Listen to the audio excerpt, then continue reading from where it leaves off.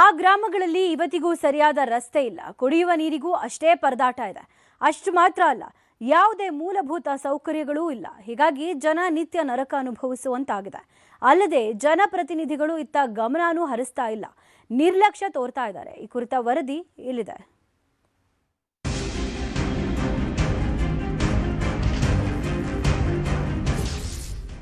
ಎರಡು ಗ್ರಾಮಗಳಿಗೆ ಸಮರ್ಪಕ ರಸ್ತೆಯೇ ಇಲ್ಲ. ಗೌಳಿ ಸಮುದಾಯದ ಕಷ್ಟವನ್ನ ಕೇಳೋರಿಲ್ಲ. ದಿನೇ ದಿನೇ ದೇಶವು ಪ್ರಗತಿಯತ್ತ ಸಾಗ್ತಿದೆ.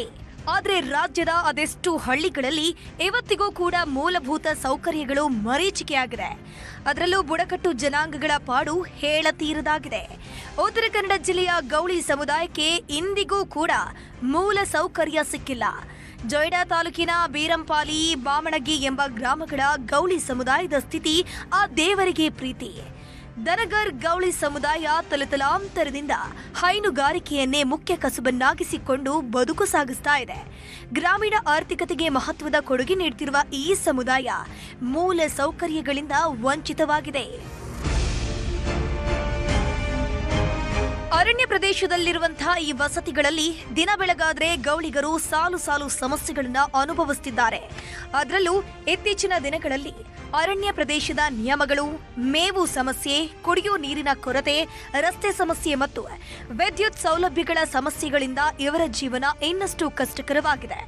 ಮಳೆ ಜಾಸ್ತಿ ಆದ್ರಂತೂ ಮಕ್ಕಳು ಶಾಲೆಗೆ ಹೋಗಲು ಆಗಲ್ಲ ಅಂತ ಗ್ರಾಮಸ್ಥರು ಅಳಲು ತೋಡ್ಕೊಂಡಿದ್ದಾರೆ. ಅದು ದಾರಿ ಸರಿ ಇಲ್ಲ. ರೋಡ್ ಎಲ್ಲಾ ರೋಡ್ ಅದ ಕಲ್ಲ ಬಹಳ ದೊಡ್ಡ ದೊಡ್ಡ ಕಲ್ಲಿದೆ. ಅದು ದಾರಿ ಸರಿ ಇಲ್ಲ. ಬಹಳ ವರ್ಷ ಆಗಿದ್ದೀರಿ. ಮತ್ತ ನೀರಿಂದ ಬಹಳ ತೊಂದರೆ ಇದೆ. ನೀರಿಂದ ಬಹಳ ತೊಂದರೆ ಇದೆ.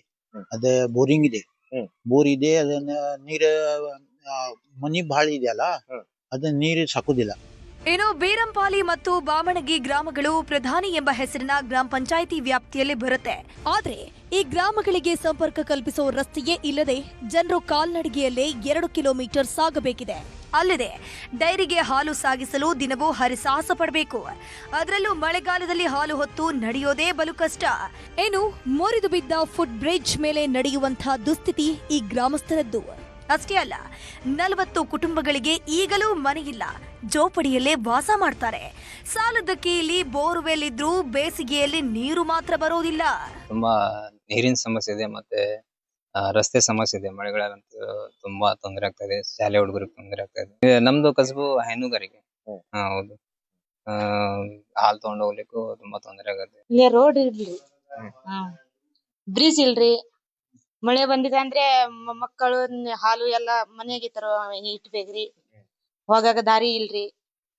ಮತ್ತ ಶಾಲೆಗೆ ಹುಡುಗರು ಹೋಗಾಗ ಮತ್ತ ಮನೆಗೆ ಇರ್ತಾನ್ರಿ 2-3 ತಿಂಗಳ.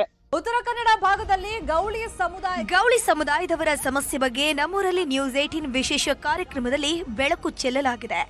ಒಟ್ನಲ್ಲಿ ಇನ್ನಾದರೂ ಸ್ಥಳೀಯ ಜನಪ್ರತಿನಿಧಿಗಳು, ಅಧಿಕಾರಿಗಳು ಗೌಳಿ ಸಮುದಾಯದ ಕಷ್ಟಕ್ಕೆ ಸ್ಪಂದಿಸಬೇಕಿದೆ. ದರ್ಶನ್ ನಾಯ್ಕ್, ನ್ಯೂಸ್ 18 ಕಾರವಾರ.